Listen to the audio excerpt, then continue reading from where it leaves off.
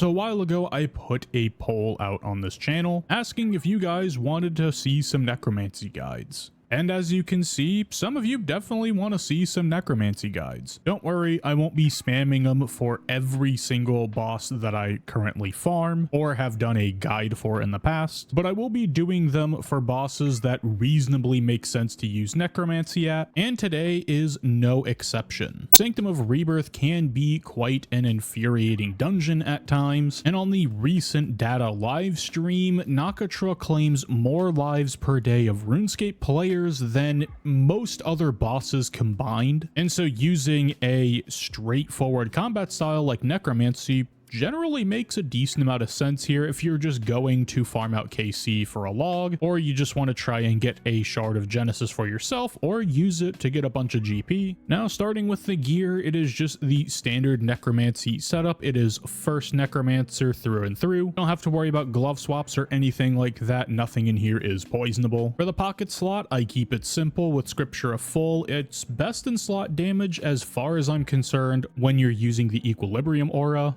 And it's also pretty cheap to upkeep, so might as well send it. For weapons, again, I just have the T95 weapons here, and the perks on all of these are, as far as I'm aware, standard best in slot. There's nothing crazy going on here. The Nexus here is just equipped so I get the better level for it. If you have the standard Nexus, feel free to use that. Now for the ring slot, I have Occultist ring equipped. I typically like using Occultist ring more than I like using Zorgoth ring, but as you can see, I have both of them here, so honestly, just use whichever one you like more. The EOF here just has a death guard in it. Anything from the T70 to the T90 all has the same exact spec, so whichever one happens to be cheapest, just toss that in. And I do have a Zuck cape here. It is very nice for necromancy, making death skulls really strong. If you have the normal mode version of the Zuck cape, that'll be just fine. There is no difference between this and the hybrid one. And in the inventory, it's relatively straightforward. The only oddball item here I have is a offhand blight. This could literally be any offhand item in the game, but all I use it for is despawning conjures, or if I want to plan ahead and despawn conjures at a certain time, using something like an offhand crossbow or an orb or something like that over something like your Excalibur will allow you to not be forced into melee distance or start sprinting towards melee distance of whatever you're targeting. I just happen to have one of these left over from a meta that is long dead, so it's now finding some use in this preset. The other Omni God I have is a flanking swap. I believe there is a setup that uses the T90 as a flanking swap, but these also have gone down in price. I believe these are sitting around 380 mil. And what's nice is instead of having to buy another lantern, which is typically more expensive, you can just put flanking on the main hand and you still get your 5 soul stack. So that is potentially 5 flanks. Again, the Zorgoth ring is here just as a switch. I do like using it for Kezalam specifically because that's probably where I'm going to be doing most of my flanking, so it's nice to be able to use stacks as needed. And the rest of the preset, there isn't really anything special. I have spiritual prayers because we're going to be using a Ripper demon, and if you're fighting any of these bosses in the dungeon and you see a immune thing pop up, that is not damage from the Ripper demon that is immune on the targets. That is the poison hit splat coming from, I believe, the zombie conjure. And I definitely didn't record this guide in its entirety already and then go through and start editing it thinking that the Ripper demon was the thing that was causing the immune hits,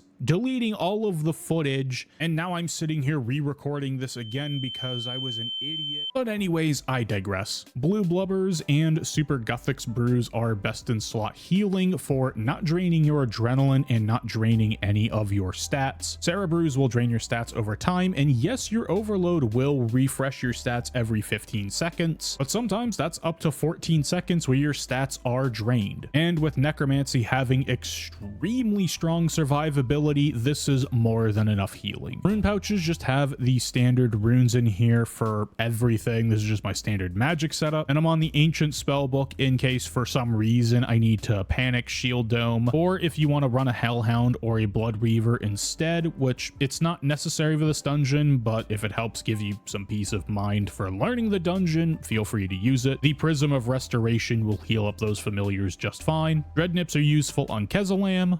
Vuln bombs are pretty self-explanatory, free 10% damage, we love to see it. Vitpot is very useful on Nakatra when reflecting a bunch of damage during the magic onslaught. And then I have an overload and a summoning renewal in here. This is just so I don't have to load the banking preset in order to refresh these potions while doing runs. I can just run right up to a bank like at Wars, right click, load last preset, and I'm good to go. And if I need to refresh them, they're right here. Now, if I bring up my bank preset, the relics here are just standard, best in slot for necromancy. You want Fury of the Small and Conservation of Energy, so you can get out the correct number of death skulls out per living death. And damage reduction from Death Ward is fine. It's nice to fit in here. If you want to put in something like Persistent Rage, go ahead. Or if there's another relic you want to use, feel free to use it. However, I just use Death Ward. And then I pop the Lantidime and the Spirit Weed incense sticks, as well as some Powder of Penance. And then obviously a Ripper Demon, a bunch of scrolls. And for aura, we will be using Equilibrium. And that's all the gear that I use in Sanctum of Rebirth. Let's go ahead and run a couple of example kills. Alrighty, let's go ahead and do a Vermyx kill. Now, for big picture, we're just going to do a couple of abilities to do phase 1,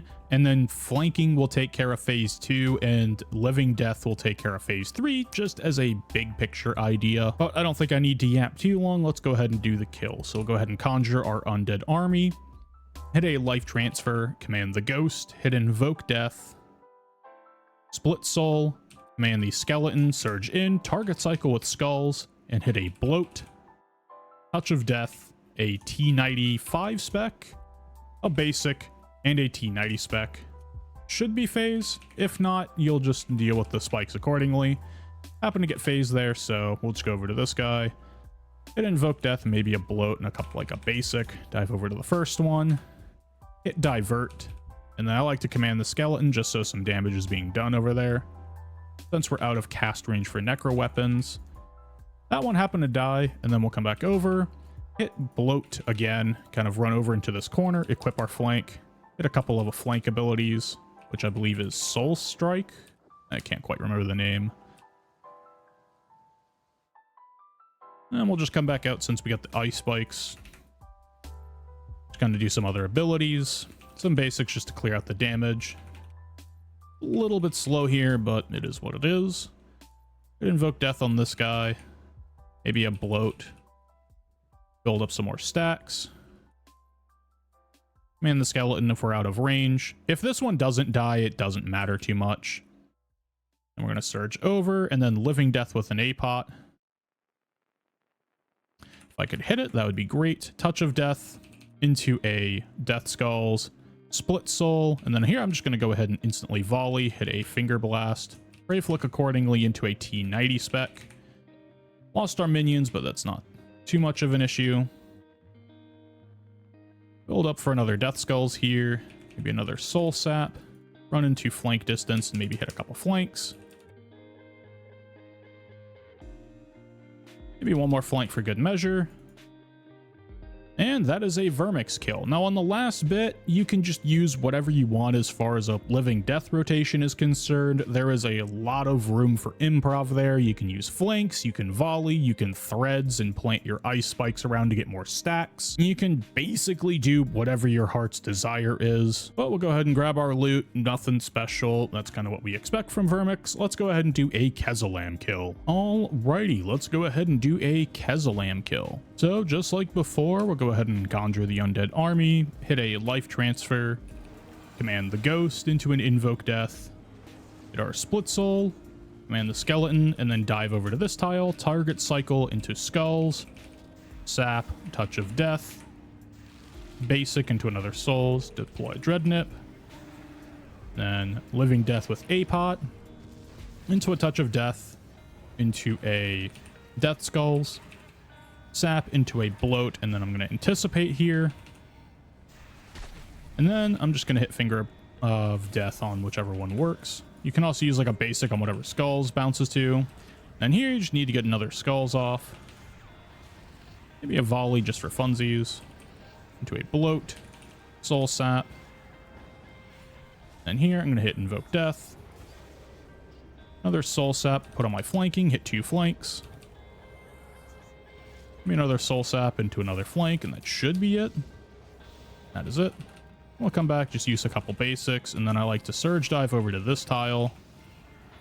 Hit another bloat, Vuln Bomb, command the skeleton, deploy a Dreadnought, and then here what I'll do is I'll just hit a T95 spec, use the empowered basic, and kind of just juggle between like Skulls, Touch of Death, and Finger Blast in order to get all of the empowered basics. Didn't make it there, so I just used Disrupt Shield. Again, just kind of juggling between empowered basic.